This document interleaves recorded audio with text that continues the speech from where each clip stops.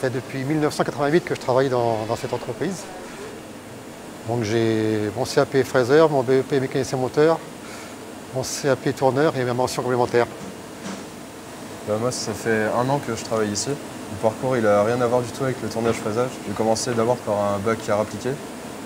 Après, j'ai fait une formation de lutherie. Et puis après 1 an d'intérim, j'ai postulé ici sans rien connaître du tout le tournage-fraisage. Ouais. Et puis au final, ça m'a plu, donc je suis resté.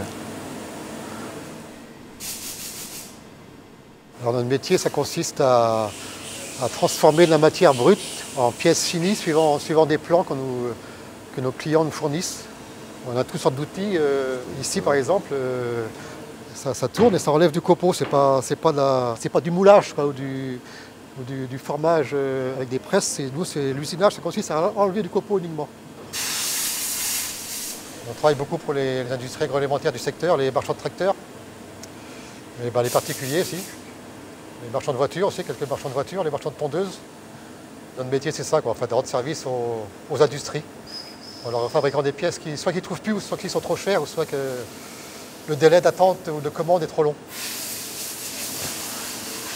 Quelles sont les qualités requises Pour faire ce métier, quoi. Oui. On a une bonne vue déjà. Parce qu'on fait quand même de la précision. Hein.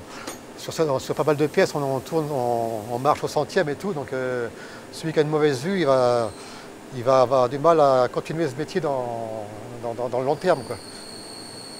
Autrement, il faut être sérieux, consciencieux, faire attention à tout ce qu'on fait, parce qu'on a quand même des machines qui valent un certain prix. Les outils comme cet outil-là vaut un certain prix, donc si on ne fait pas attention, ça casse et ça fait de la perte pour l'atelier, quoi. À racheter des outils sans arrêt si on ne fait pas attention, quoi. Ce qui m'a forcé un peu à rester aussi, c'est l'usinage.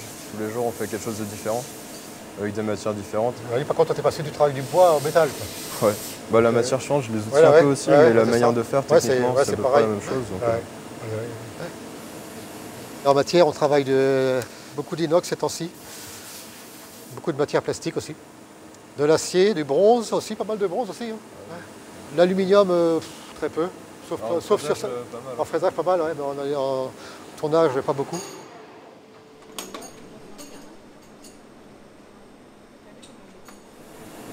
Combien de pièces à peu près vous faites par jour? Ça dépend. C'est aléatoire. 200-300 pièces par jour, mais sinon pour en faire une seule aussi, ça dépend de la pièce en elle-même, de la complexité du plan. Pièces, j'ai fait des pièces, il n'y a pas si longtemps que ça, j'ai mis 34 heures à faire 2 pièces. Mais bon, c'était des pièces assez compliquées, assez balèzes, mais bon, 34 heures, ça fait quasiment une semaine, quoi, pour faire 2 pièces. Mais des fois, c'est un quart d'heure. Des fois, c'est une petite bricole d'un quart d'heure, quoi.